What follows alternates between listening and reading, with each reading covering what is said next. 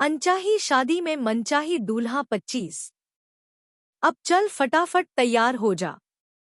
Uncle aunty के साथ तुझे पहले मंदिर जाना है, वहां पूजा है। फिर हमेशा की तरह हम उसी होटल में पार्टी करेंगे। जिया हाँ, मैं सर हिला देती है। ईशा भी मुस्कुरा देती है। ईशा जिया को कपड़े देती है। जिया बाथरूम में चली जाती है। ईशा एक लंबी सांस छोड़कर अब मुझे ही कुछ करना होगा इन दोनों का। ईशा जिया कमरे में फोन लगाकर बालकनी में आकर बात करने लगती है। बात करने के बाद अचानक से उसे याद आता है, अभी कल रात से नाराज था, उसे भी फोन कर लेती हूँ। वो नंबर डायल करने जाती है। अचानक रमा जी ईशा को बुला लेती है। ईशा नीचे चली आती है। जिया बाथरूम में नहा रही होती है। ईशा वापस जिया के कमरे में आकर बैठ जाती है। ईशा अवी को वापस फोन लगाने जाती है, पर वो फोन काट देती है और मन में सोचती है, नहीं, अभी बात करना सही नहीं होगा। जिया भी यही है और अवी से जिया के सामने बात करना। नहीं नहीं, मैं बाद में ही बात करती हूँ उसे। फिर से वो जिया के कमरे की बालकनी में आकर खड़ी हो जाती है। जिया के कमरे से ईशा कमरा एकदम साफ दिखाई देता था। जिया का फोन बजता है। ईशा अंदर आकर अनजान नंबर होते हैं, इसलिए वो फोन नहीं उठाती है। जिया को बोल देती है, तेरा फोन बज रहा है और किसी अनजान नंबर है। जिया उसे फोन उठाने को कहती है। ईशा फोन उठा लेती है। फोन के दूसरी तरफ किसी लड़के की आवाज होती है, हाय जिया, हैप्पी बर्थडे, कैसी है तू, मुझे भूल गई क्या?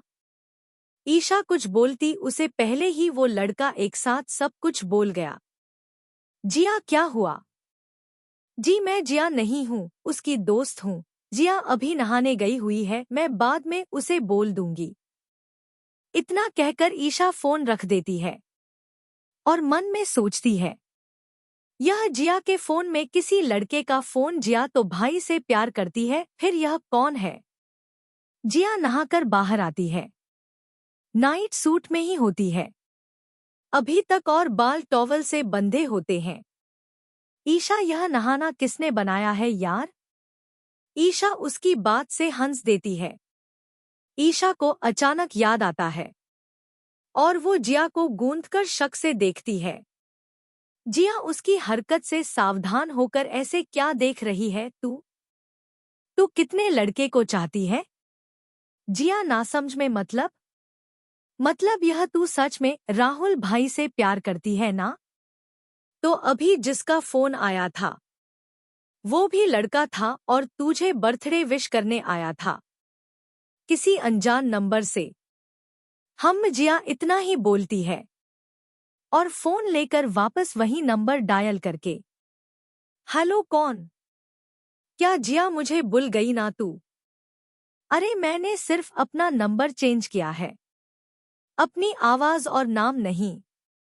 अरे देव भाई आप? हाँ मैं ही। जिया फोन स्पीकर पर होता है। ईशा देव भाई का नाम सुनकर अफसोस होता है, उसने जिया पर शक किया इसलिए। ईशा कान पकड़ लेती है। जिया उसे घूर रही होती है। फोन से आवाज आती है, हेलो जिया, क्या हुआ, लाइन पर है ना तू? हाँ हाँ भाई, मैं लाइन पर ही हूँ, पर अभी तक किसी और को मुझे लाइन पर लाना है, इसलिए मैं आपसे बाद में बात करती हूँ। इतना कहकर फोन रख देती है और ईशा के पीछे भागने लगती है। ईशा भी कमरे में इधर उधर भागने लगती है। तुझे पता है ना, मैं जब से इस घर में आई हूँ तब से राहुल को चाहती हूँ, फिर भी तूने शक किया मेरे पर। जिया प्लीज माफ कर देना यार, मेरी गलती हो गई, प्लीज माफ कर दे, मेरा मतलब वो नहीं था। इतने में कमरे में रमा जी आती है। दोनों को इस तरह भागा भागी देखकर, यह सब क्या चल रहा है तुम दोनों का? रमा जी की आवाज सुनकर ईशा आगे आकर चुपचाप खड़ी हो जाती है और जिया जो पलंग पर चढ़ी होती है वो भी नीचे आकर खड़ी हो जाती है। रमा जी थोड़ा गुस्से वाले चेहरे से, यह सब क्या है तुम दोनों का? अरे ऐसे भागा भागी खेलनी है तो छत पर जाकर खेलो, यहाँ लग जाएगी। जिया और ईशा रमा जी की तरफ देखकर, अरे ऐसे क्या देख रही हो? तुम दोनों तो घर की रौनक हो, खेलो खेलो। मैं तो बस जिया के कपड़े के साथ ईशा के लिए भी नई सूट लाई थी, वहीं देने आई हूँ। रमा जी ईशा को एक थैली देकर नीचे चली आती है। ईशा जिया के सामने कान पकड़कर खड़ी हो जाती है। माफ कर दे जिया, आगे से ऐसा नहीं होगा। इतना कहकर दोनों गले लग जाती है। सांवला सा रंग, बाल बिखरे हुए, कमरे में बेहोशी सा अभी पड़ा हुआ था। अभी की माँ कमरे में आती है। अभी उठ अब, अरे शादी होने वाली है, तेरी शादी में क्या क्या चाहिए तुझे ससुराल वालों से वो तय कर, और तू यहाँ पर पिकर पड़ा है। पर अभी ने कल रात ज्यादा ही पी रखी थी। जिया मैं अब चलती हूँ। मैं अब रात को होटल आ जाऊंगी, रात को, अभी मुझे एनजीओ जाना है इसलिए। ठीक है ईशु, पर अगर तू मंदिर साथ चलती तो बहुत अच्छा होता, पर तेरी नई नौकरी को देखकर मैं तुझे ज्यादा फोर्स नहीं करूंगी।